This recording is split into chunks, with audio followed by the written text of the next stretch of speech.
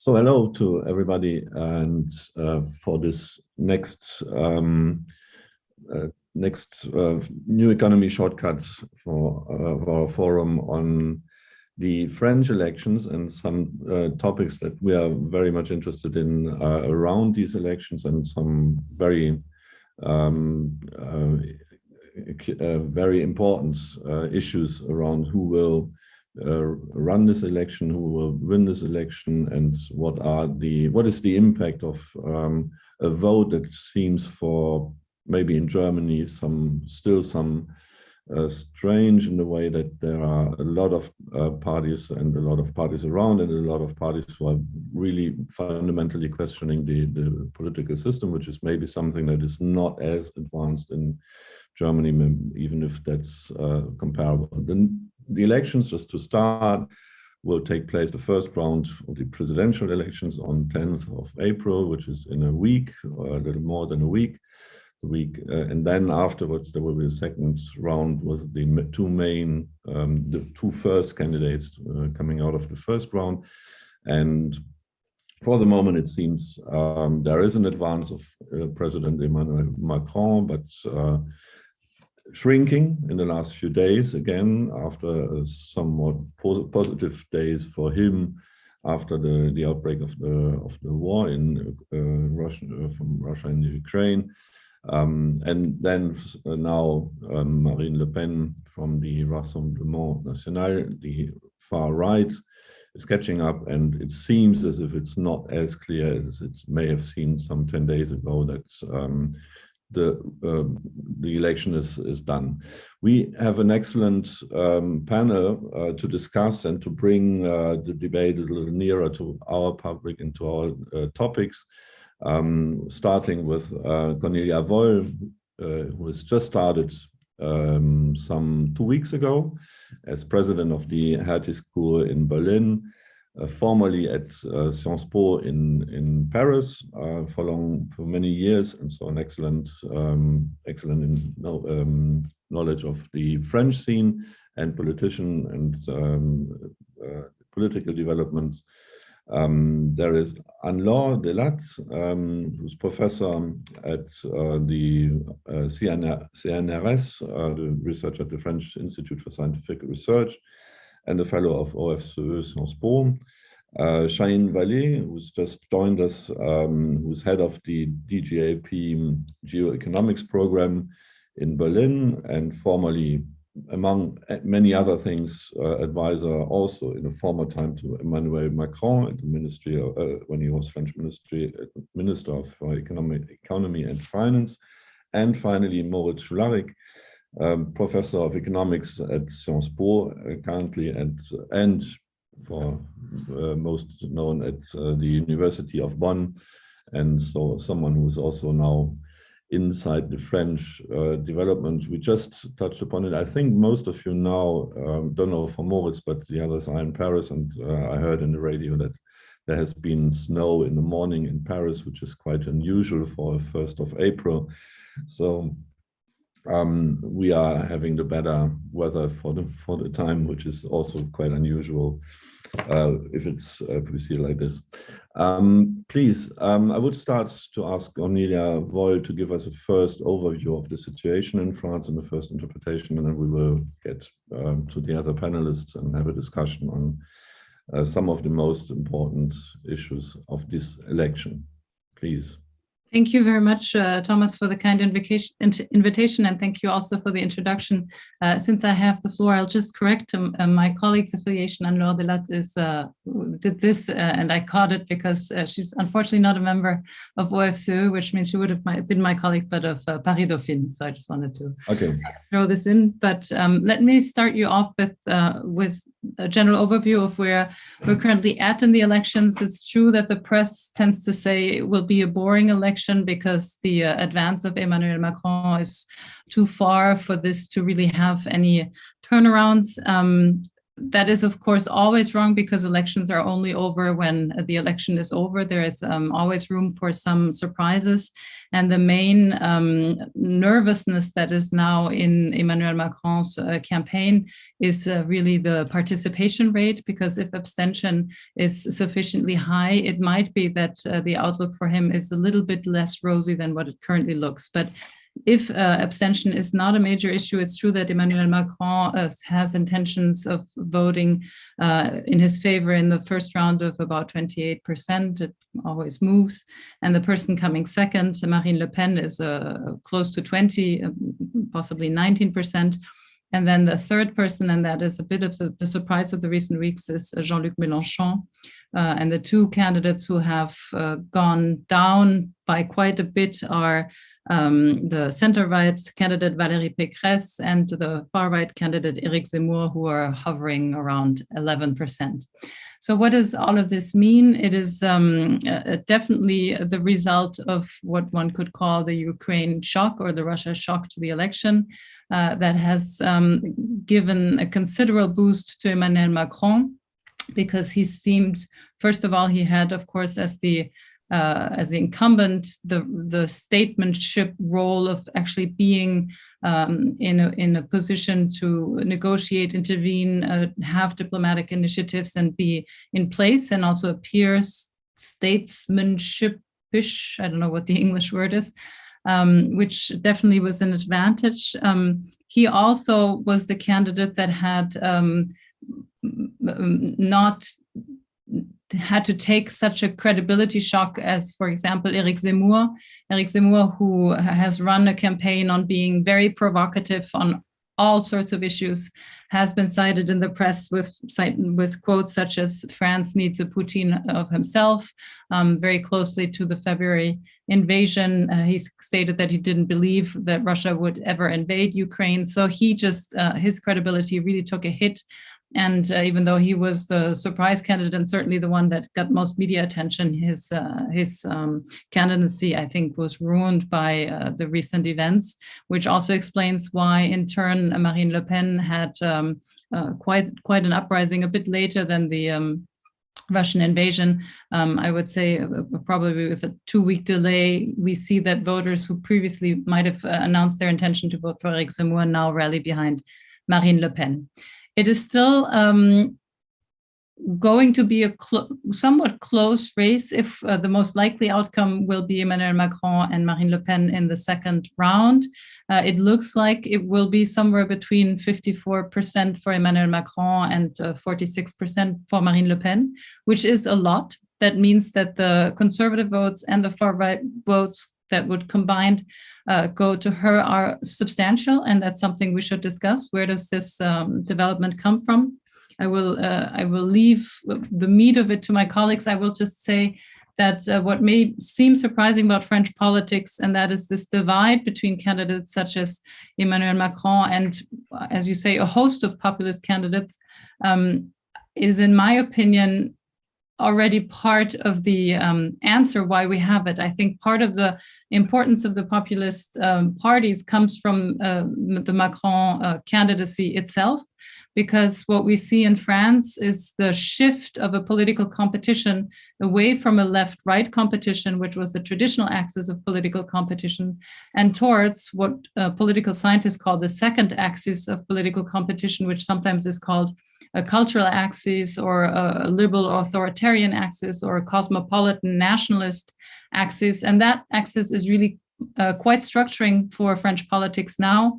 We saw that Emmanuel Macron created his movement En Marche in order to be neither left nor right. There's endless discussions of how left or right he is, but he says he wants to do away with this divide, but he certainly stands for this other axis, the cosmopolitan, pro-European, multilateral, culturally relatively open axis. And that means that in order to compete with him, those who provide an alternative will somehow be where the extreme right has been, in a more authoritarian, more France-focused, national items focused, and sometimes also conservative, culturally speaking, axes. And that is why we see several candidates there. It's the case for Marine Le Pen, it's the case for Eric Zemmour. And that has been a structuring element that we don't see to the same extent in the countries in which the left-right axis is still the main axis of political competition. Some other countries, some countries other than France have also shifted in comparable ways, but I think that is part of the explanation that we need to look at. And in order to not take so much time, I will stop here, and I'm interested in hearing what my colleagues will have to say. Thank you.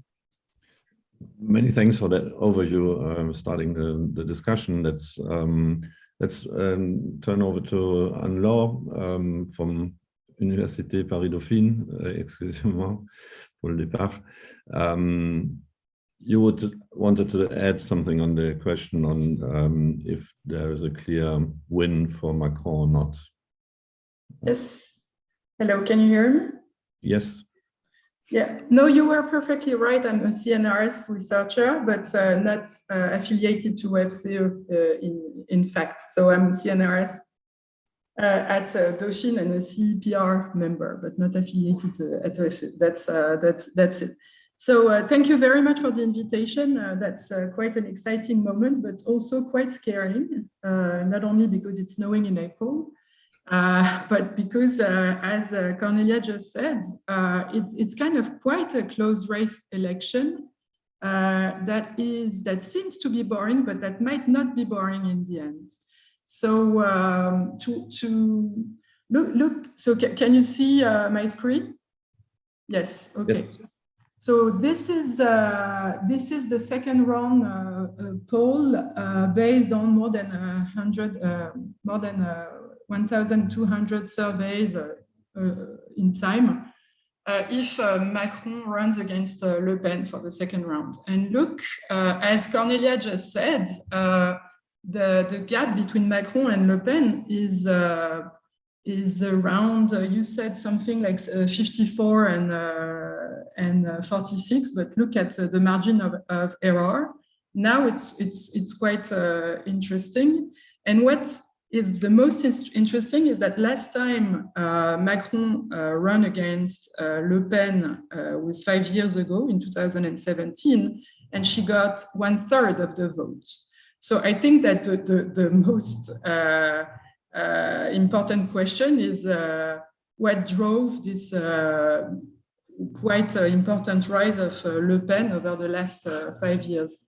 So to answer, I mostly rely on an excellent work by Fondation Jean Jaurès that was actually done a year ago. So some of the data would deserve to be updated, but I think that we can have very nice insights from this. So 3 factors will determine the final results in case of Le Pen and Macron.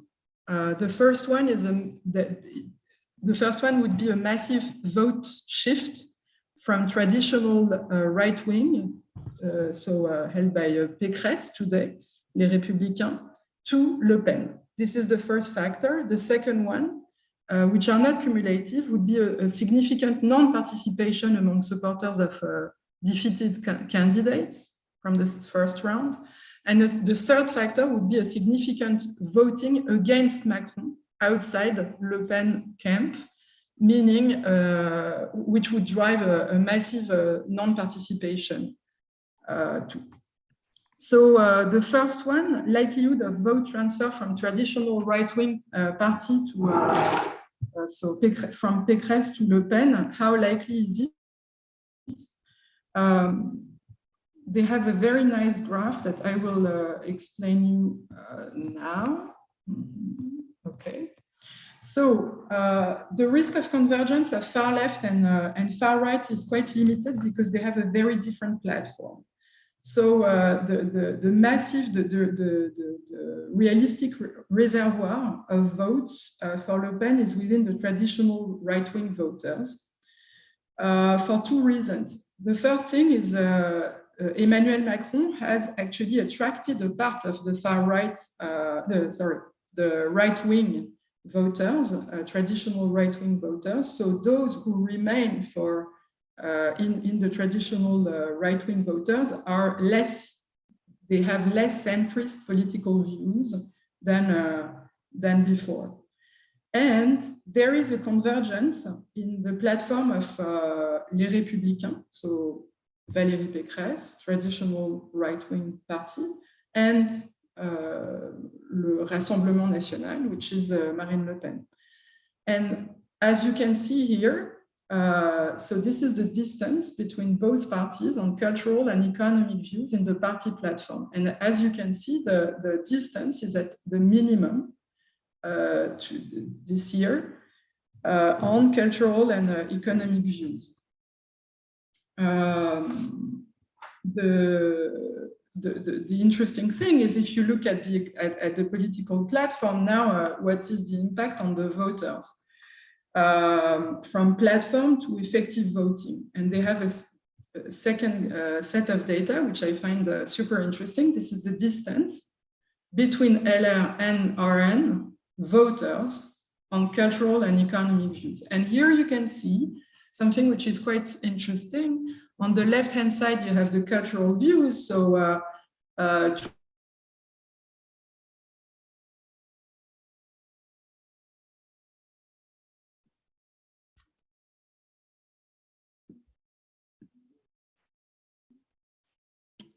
Valerie, we can't hear you. I can't hear you. I don't know for the others, but No, I think we lost Anne-Laure. Maybe it's the snow. no. Can you try again? Now you're back. Yes, Yes. I'm okay. back. Yes. Okay, sorry about that. That's the snow. So what I wanted to emphasize here is that there is still a divergence on the economic views among voters of those two parties, but on the cultural views, like illegal immigration, fight against terrorism, the distance is actually is actually reducing. So that's for the first. Factor. The second factor would be a non-participation among voters of defeated candidates, like the voters of Mélenchon, Jadot, Pécresse, etc. So two determinants here: how scary Marine Le Pen is, and how unpopular Emmanuel Macron is among voters of defeated candidates. On the first dimension, this graph shows the French electorate opinion about Marine Le Pen, depending on whether they have green is good opinion, red is bad opinion, negative opinion, and the brown one is very negative opinion. And the very negative opinion is a good proxy for stigma, the stigma on Marine Le Pen.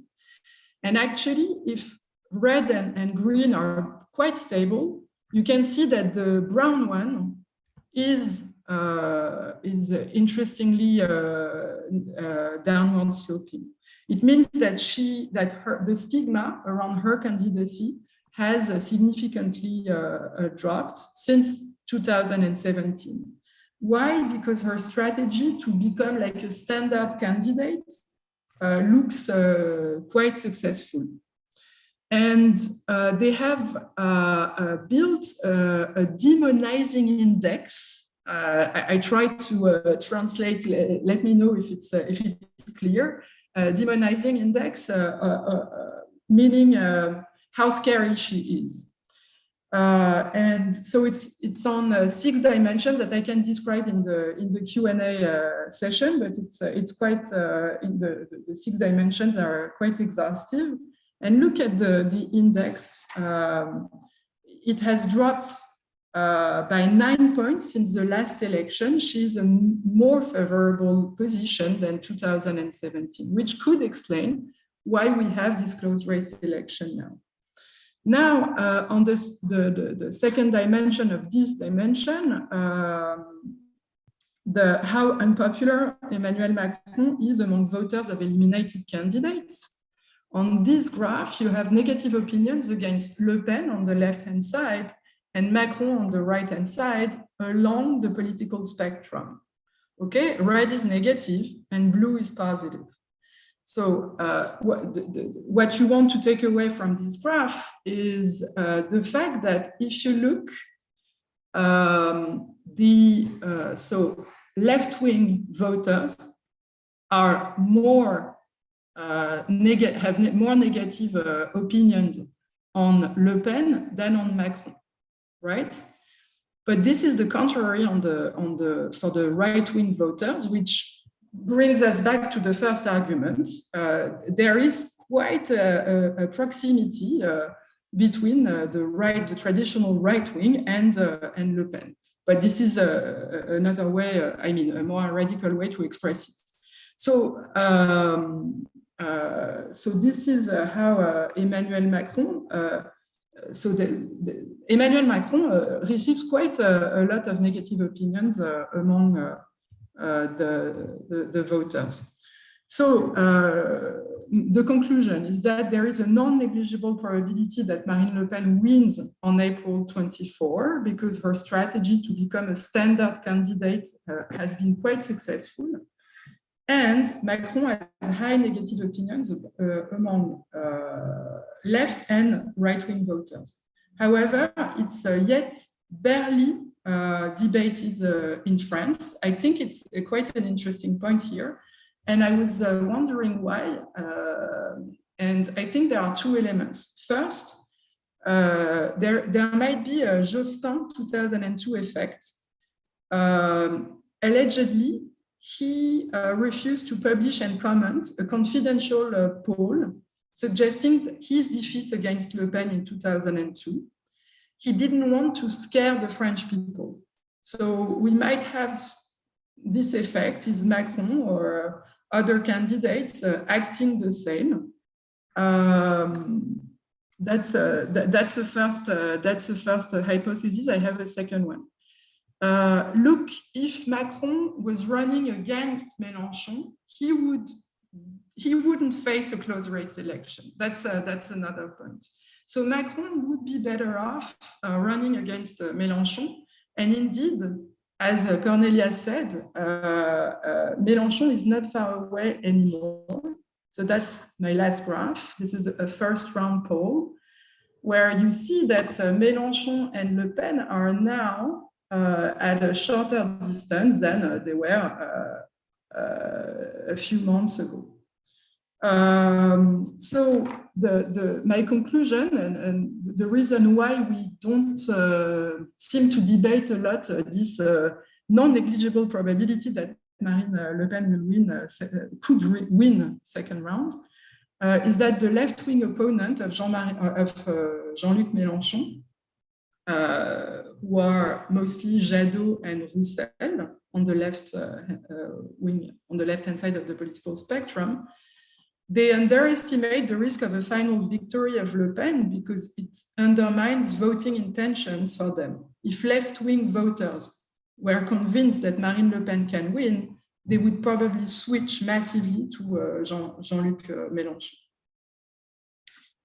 I thank you for your attention. I'll stop sharing my slides. Thank you very much. Shaheen, your take.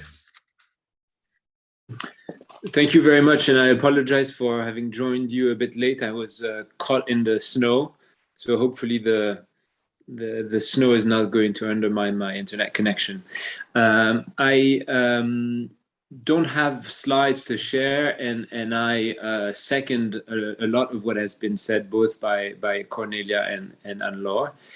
I think the French public opinion probably underestimates the risk of a second round between Le Pen and Macron.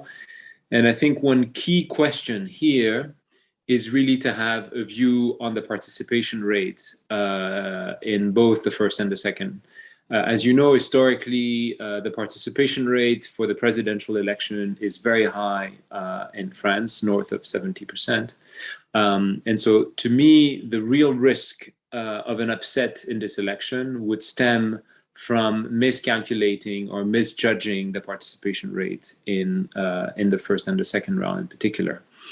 And this is where the attitude and the campaign of the candidates matter greatly. And this is where potentially the very late campaign of Emmanuel Macron, the fact that he's campaigning on a platform that is very much to the right of the platform that he campaigned on in 2017, is liable to make him a much more challenged candidate in the second round of this election. So, I think if we had had this talk a few months ago, I would have been a lot more relaxed about the second round and about a plausible victory of Macron than I am today. I am, to be fair, a lot more concerned. And the worry I have is that I don't see Macron, despite the risks, making any gestures or giving any signs that he's going to try and win over parts of the undecided left-wing electorate that will rather abstain in the second round rather than vote for him. And I think that sort of, part of the electorate that is going to abstain is the part of the electorate that Macron has to target, and has to target now, and not only in the brief moment between the first and the second round. So that's the word of caution. That being said, there might be a feeling of hubris also coming from the current geopolitical situation, which I think has greatly helped. If you look at the polls, Macron was polling slightly north of 20% before the war in Ukraine, and he has surged by at least 5 to 7 points after the Ukrainian war started. I think that has greatly helped his positioning and his standing to appear as a leader who could negotiate with Putin, and who could be in a position to lead the country in a situation of war, is something that very few other candidates have the ability to do, and that I think has helped him tremendously. There's also been a flip side to that, which is Éric Zemmour, who was really stealing quite a bit of votes from Le Pen, has been quite clearly undermined by his pro-Putin positions over the years. And I think he's come to pay quite a heavy toll for that in the last few weeks since the offensive. And I think that has helped a resurgence of Le Pen vote, which was not really in the cards just a few weeks ago. On the left, and I think I will have a very similar conclusion to that of Anne-Laure. On the left, what is surprising is that Jean-Luc Mélenchon, who has had somewhat similar views on Russia and can be blamed for having entirely disregarded the risk of a Russian invasion of Ukraine up until very recently. In fact, he was even dismissing the very existence of mobilization of Russian troops at the Ukrainian border up until the day of the invasion. Quite surprisingly, Mélenchon has not paid a heavy toll for his views on the conflict and on Russia, and he has been, in fact, and he's still galvanizing some support on the part of left-wing voters who absolutely want to avoid a Macron-Le Pen runoff, and on voters who believe that there is a serious risk for the second round. So there is an element of strategic voting that is taking place, which I think is depleting, of course, the socialist candidate, Anne Hidalgo, and it has been the case for a while. It is depleting, to some extent, Yannick Jadot, the Green candidate. And there is, I think, a growing mobilization around Mélenchon, which could help him. That being said, even if, Anne-Laure described it very well, even if he's getting closer and closer to Le Pen, even in the most optimistic polls at the moment, he's still at least 3 points behind Le Pen. So, it would take quite a leap for him to be able to go from to make up these 3 points. The real reservoir of votes for Le Pen is probably sitting in the hands of the communist candidate Fabien Roussel, who is still polling at around 4.5%, and who basically single-handedly is the candidate who could secure Mélenchon's place in the second round. So, keep in mind that there was no communist candidates in the previous 2 elections, and this is the first time since the last 2 presidential elections that we have a communist candidate. It seems that the 2 are quite far from a deal, and so it's very unlikely at this stage that Roussel would withdraw and call for Mélenchon. But if that was the case, that alone could basically change the nature of this election and almost guarantee Mélenchon's running in the second round. So I think I'll end with that, with the sort of similar view to those presented before, and maybe a word of caution to people who are looking at us from outside of France about a potential upset in this election, which I tend to agree has been for the time being a bit underappreciated. Okay, thanks, Shane. Moritz. Yeah, thank you so much. So much has been said, and I have this great position being coming last and now having to come up with something new. So I agree with so much that's been said, that I want to maybe zoom out a little bit and bring it back to where you started this, Thomas. I think there was a common theme in what Cornelia and Anne-Laure and Shaheen said, that what looked like a relatively done deal is now a little bit more open again, and that we have questions over the participation rate. We have Marine Le Pen has been quite successful in becoming a little bit more of a acceptable candidate for many people, as Anne-Laure told us.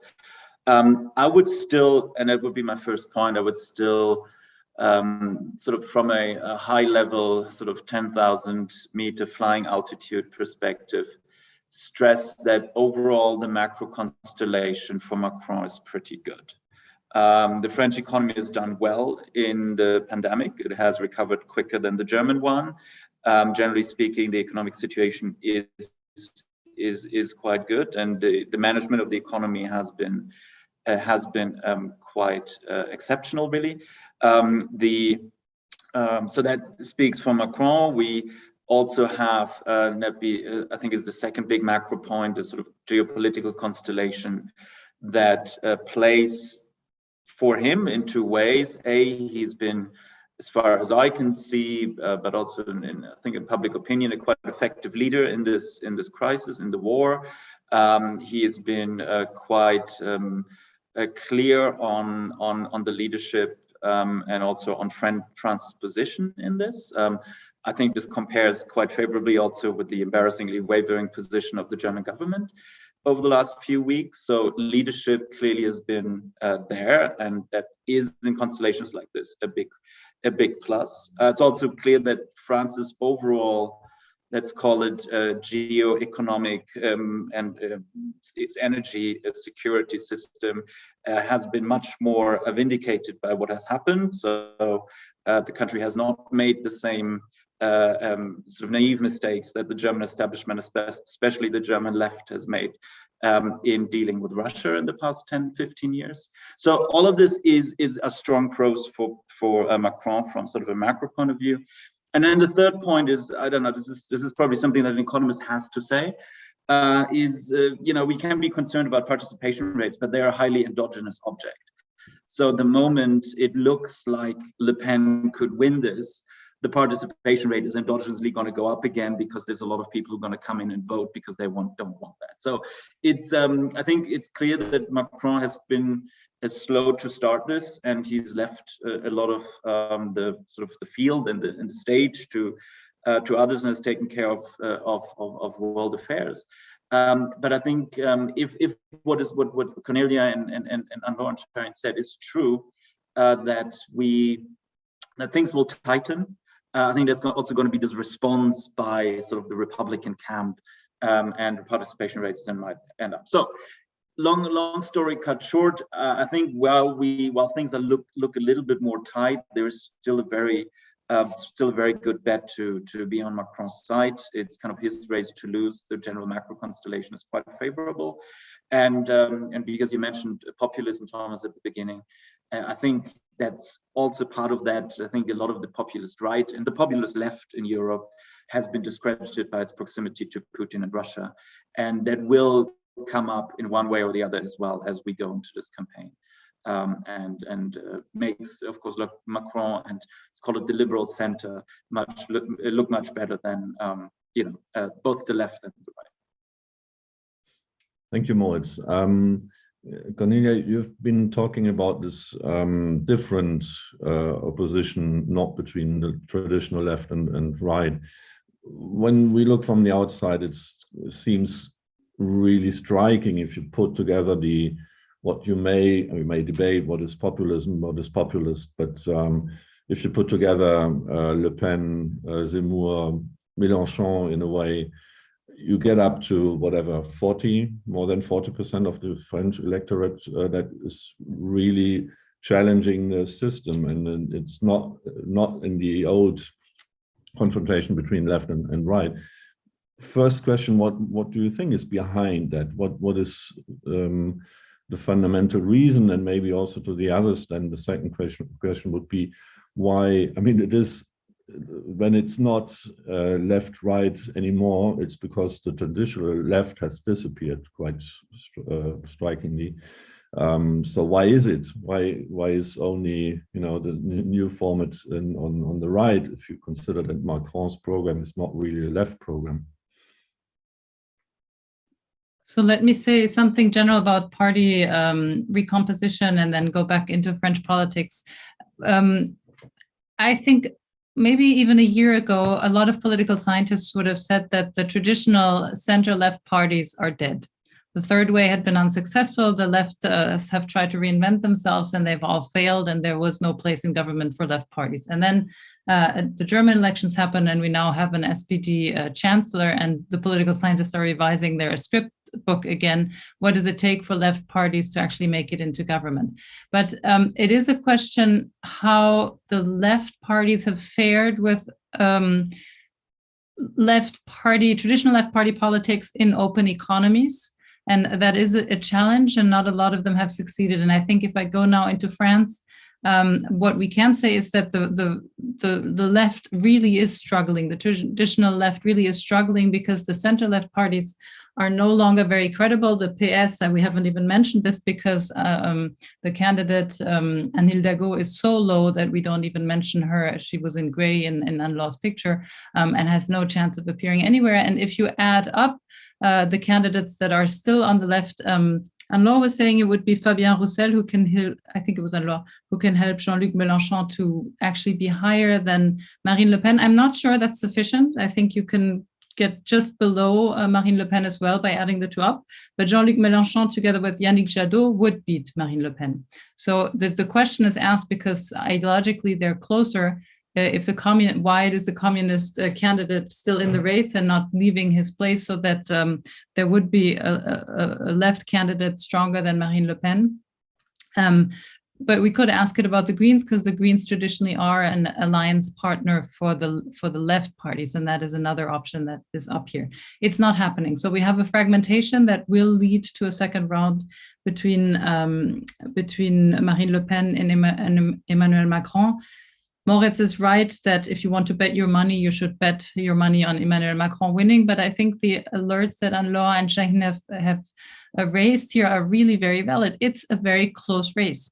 And I would say it's even, I would go in this direction of how close it is, because political scientists are only right or wrong. They don't get points for probabilistic reasoning. So either the candidates that we believe will win the elections win it, or we have to revise the basis of what we made our predictions on. And when you look at intent, this is a survey information of who is voting for a person in the first round and intends to vote for it in the second round, you do get surprising affiliations or realignment, even between candidates such as Jean-Luc Mélenchon, we will find around 20% of voters willing to vote for Marine Le Pen. So you can say from a left-right spectrum that's far away. But again, on the other axis, where it is about values that may be cultural or that may be others, maybe there's affinities that we haven't seen. It's not a one-dimensional type of comparison. We know that from Valérie Pécresse, the voters can go both ways, both towards Macron and towards Jean-Luc Mélenchon. We even know that from Fabien Roussel, the voters can go both ways, and we have some data on it. It's true that Éric Zemmour voters will probably not move in big droves to Emmanuel Macron and will go more likely to Marine Le Pen, but it's not that clean. You cannot just add up percentages. We always have these graphs that look very complicated, and I think that's what's interesting. Of course, it depends on abstentionism, but it will be close, and Marine Le Pen has become a mainstream candidate, doesn't look like just an anti-party candidate. And Thomas, the question you asked, what should we take by looking in France at all these anti-system parties? Why are there so many challenger parties or anti-system parties? It's my word rather than saying populist. It's a good question, because every country has their anti-system parties, but in the German election, the anti-system parties were the Greens and the FDP. For some reason, they were the ones that were supposed to be new and coming in with something that wasn't in the grand coalition. So anti-system is not the right word, but somehow they were promising young voters something entirely new and that increased their vote shares. Here it is more parties that ran in France on provocation and anti-system platforms, and that's something we should look into. Why do you not get more partisan channels and more personal, identified, provocative platforms in France? To me, the question is still open. Laure, perhaps you can help understand my question on the reasons for that. I mean, is it maybe also because Marine Le Pen, in the course of the time, she's getting a more moderate view and appearance, and then maybe very different to the AfD in Germany, there is a much more social side of the right, extreme right, which is maybe also explaining the difference that you showed in economic attitudes between the right and the extreme right. Is that catching a lot of the traditional left voters? So on the popularity of Marine Le Pen, if you look at her economic platform, this is not true that she has a social platform. For example, recently she was talking about suppressing the IFI, so which is the last capital tax in France. As usual in these populist party, if you look more carefully to the economic platform, you would not be surprised to find platforms which are in favor to more high-income voters. So there might be an issue of perception. And her strategy to become a super standout candidate, which is close to the people, has been quite successful. That's for sure. There might be also a factor driven by Zemmour. Éric Zemmour has made her not only more acceptable. Zemmour is so extreme. He's so outrageous when he speaks that Marine Le Pen looks super fine close to him. That's the first point. And second, Zemmour is obviously the candidate for high-income voters. He has been funded by business people, very high-ranked business people.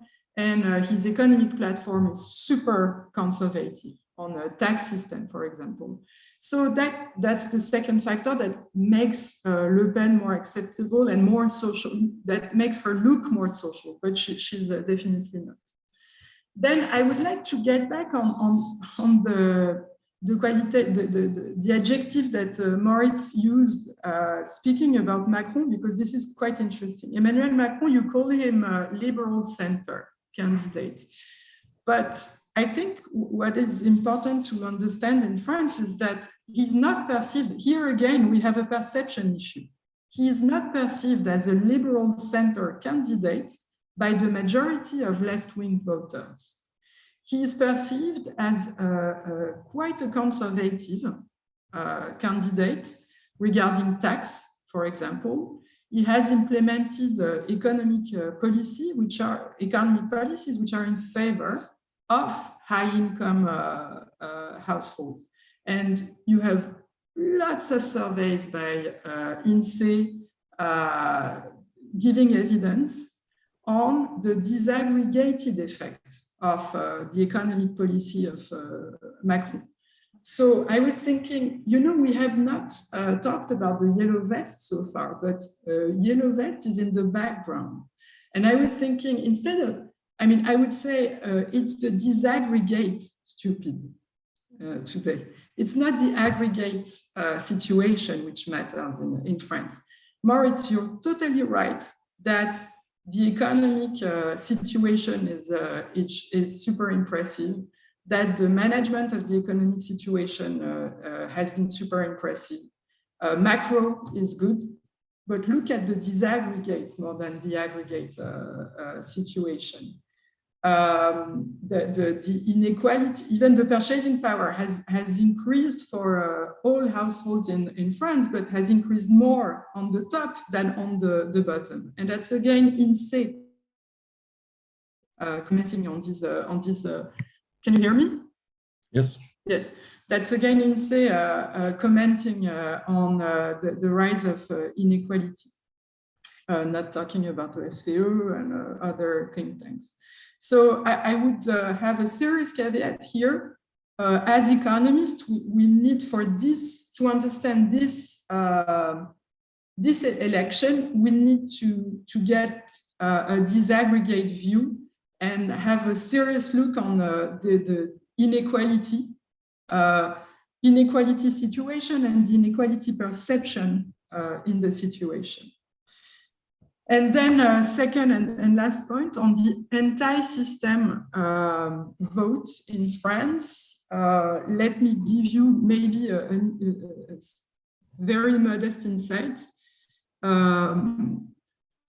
There is another element we have not mentioned here is the climate change and the climate risk. There is a perception in the French population and in the world population and among the youngest generation that there is a need for a change in the economic and the political system because the current system seems not to be managing the climate risk, seems not to be suitable to implement transition to a sustainable system.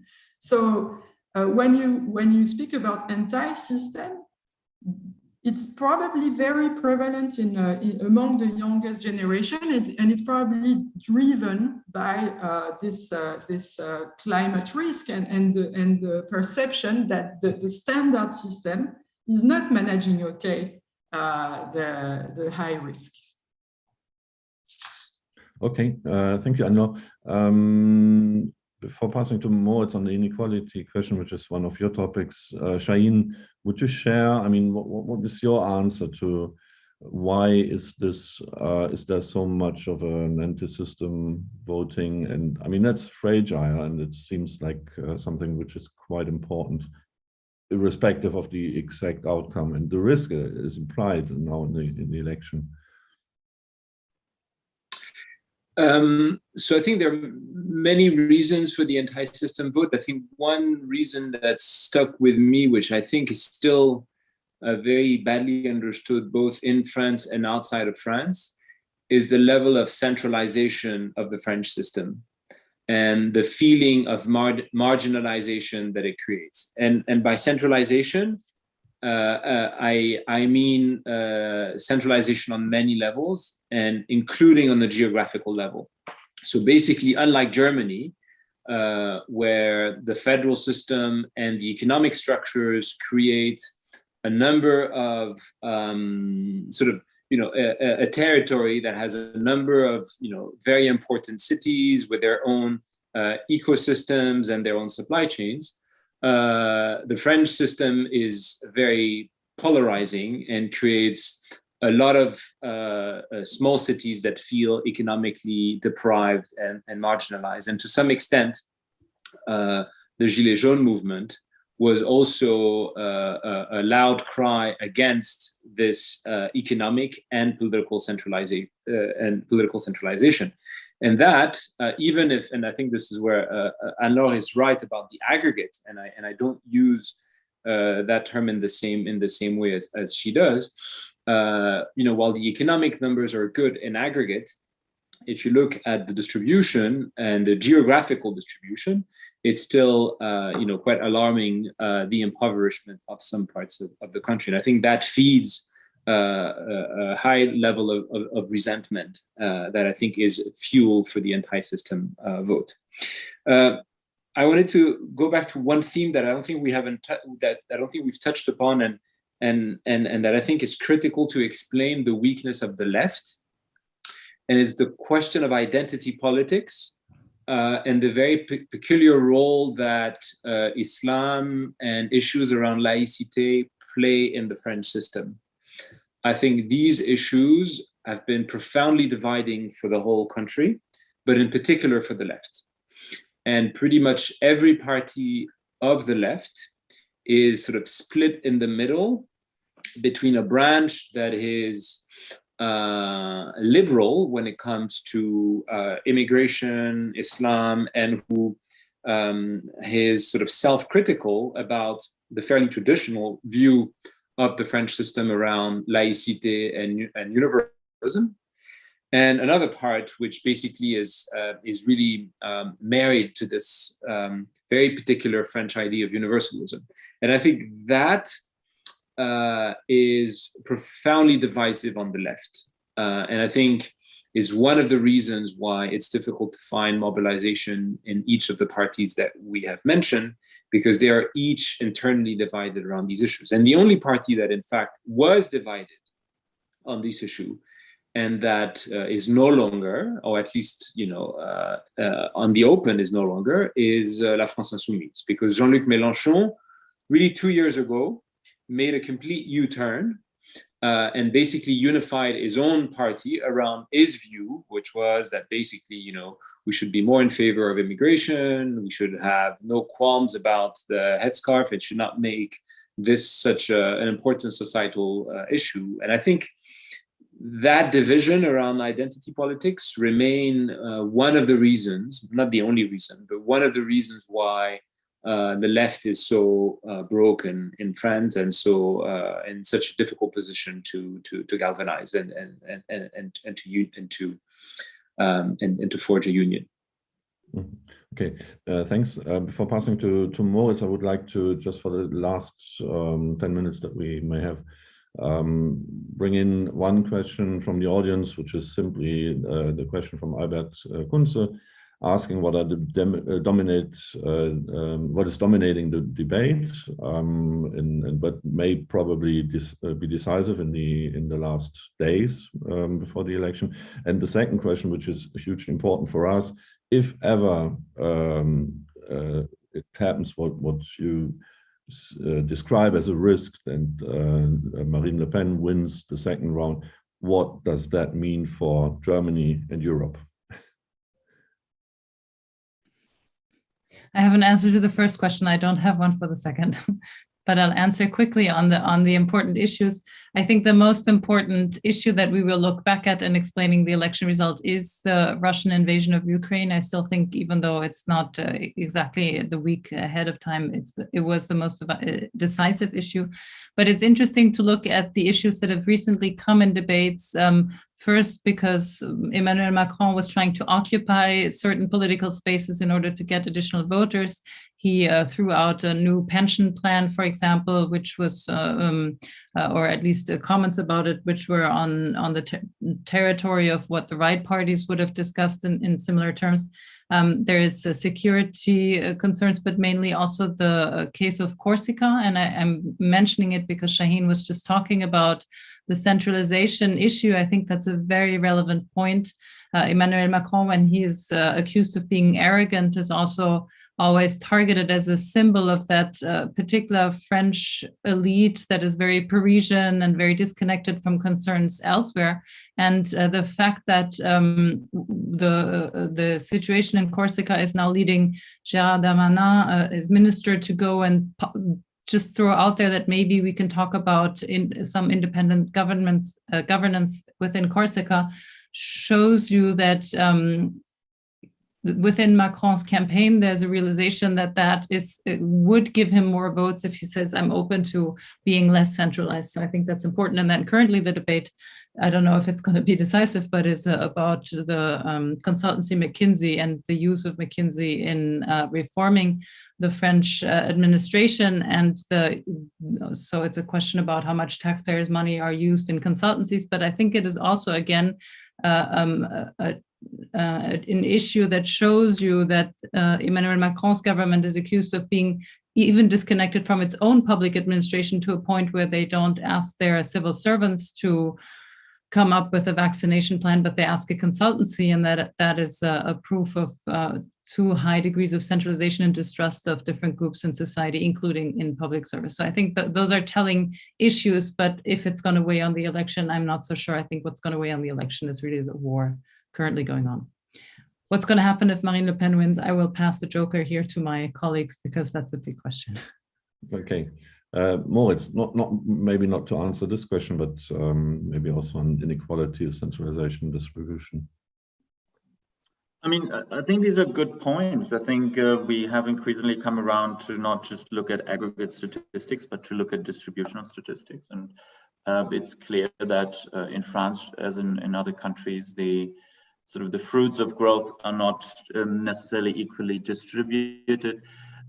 This being said, I would still, broadly speaking, stand by my comment that the backdrop, both on the sort of economic side and, as Cornelia also just said, on the sort of political big picture side, are in his favor, owing to the handling of the war and owing to the general state of, if you look at the unemployment rate, it is, things are not as bad as they could be. Remember, we also had a president not so long ago who really failed, and Macron's first presidency clearly hasn't failed to the same degree. So there's also going to be some kind of bonus for for stability in times that are uncertain. So I learned a lot from these sort of insights into French party politics. And I think there's certainly potential for some surprises. It still strikes me that if you zoom out for a second and don't take the micro but the macro view, things overall, all these things that are happening and falling in place over the next weeks before the elections would seem to speak in Macron's favor and not against him. I think you can even then have another perhaps meta view and say, I mean, that's for the short term, maybe an important possible explanation for the trends. But if you pass to the even higher level, then it seems astonishing for a seemingly macroeconomic good situation, stable situation, that coming back to the whatever 40% of voters voting for whatever you call it, populist, anti-system, or whatever parties, that seems quite striking and very important to better understand. I think that's something we will continue to try and understand as we do the same for Germany and the UK and the US, where always the same question is around. Shaheen or Anne-Laure, on the German and European question, I understood that Marine Le Pen is much less radical, doesn't want to leave the euro or whatever. Could you give us a picture of what that could mean if she wins the election? I have a very short answer, so I leave the floor to Shaheen. Just two elements. The first one is if you compare the US to France, and if you compare then the election of Trump with the potential election of Le Pen, we would be in a much worse situation because we are a central country and our institutions are much weaker than the US. But maybe I don't have the time to argue, and I will let that. But this weaker institution and the weaker civil society would be a very strong issue in France, I guess.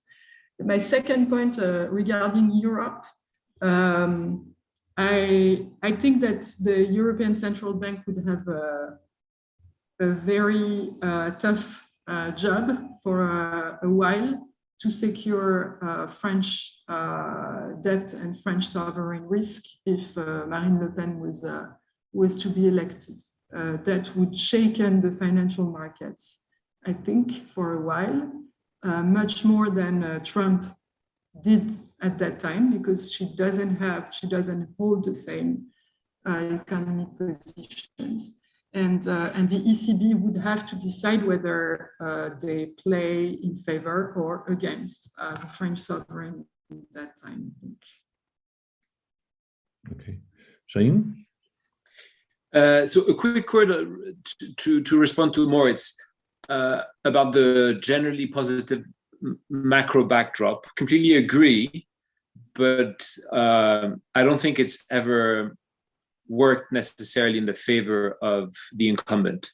So if you think of Lionel Jospin in 2002, he had an excellent economic record and still was not qualified for the second round. So I would just be a bit wary about the fact that voters are electing candidates on the basis of the perceived success or failure of their economic policy. I'm not sure this is always the case.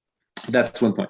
Now on Le Pen and the consequences. So I have a slightly less pessimistic view than Anne-Laure. So I have the same worries about her, given our institutional makeup. So, you know, it's true, we are an extremely presidential, extremely centralized system where the presidential election dictates politics very profoundly and makes checks and balances, whether by the judiciary or by the legislative branch, a lot more difficult than it would be in the US. So from an institutional standpoint, I completely second what Anne-Laure said. I'm a bit less worried on the European stage because contrary to where we were in 2017, and you have to remember that it's really in large part because of her anti-Euro and so Euro exit and EU exit that Le Pen had lost a lot of voters, and she has changed tack completely quite, after 2017. So I worry a bit less about a very profound financial shock. I think markets understand that the idea of leaving the euro for France is no longer advocated by anyone, not by Le Pen, not by Mélenchon, not by any candidate. So I think Europe would be paralyzed because it's very hard to imagine seamless Franco-German cooperation in a context like this. But I think Europe would be paralyzed, but it would not be undone. So, I don't expect very severe financial stress and very high levels of speculations on French debt, depending on the economic program that, of course, Marine Le Pen would implement. But if she goes by the economic program that she has presented, there is not, a huge surge in public spending or a huge amount of public borrowing that's scheduled. So, I think it would be 5 years of loss for Europe, but I also don't believe that it would set in motion a fragmentation that could lead to the end of the euro or the end of the EU. So I think for the rest of Europe, it would be a matter of patience and hope that this 5 year of Le Pen experience would bring about a more pro-European and more liberal government after her. So I have a slightly less pessimistic view than Anne-Laure on the outcome. We didn't talk so much about this, and maybe it's good for now not to talk about it, but maybe in the current situation, it wouldn't help let's say, the Western alliance against Putin to have a French president or even election at the first moment of Marine Le Pen, probably. No, of course, no. That the fairly united front in Europe, maybe except for Hungary, on the situation in Ukraine would clearly fracture with the election of Le Pen, and would make the situation a lot more difficult to manage in Europe. So no, that from a geopolitical standpoint, that would be a real blow. Okay, thank you very much. I would like to ask you if you're, especially both French participants, if you're, let's say, it's in a normative way, optimistic on at some point a left that will come back with something that could convince voters. It doesn't seem so ready to be the case. I'll let Anne-Laure conclude. So I am not very optimistic. I think it's one thing to lose an election, and this election is pretty much lost for the left.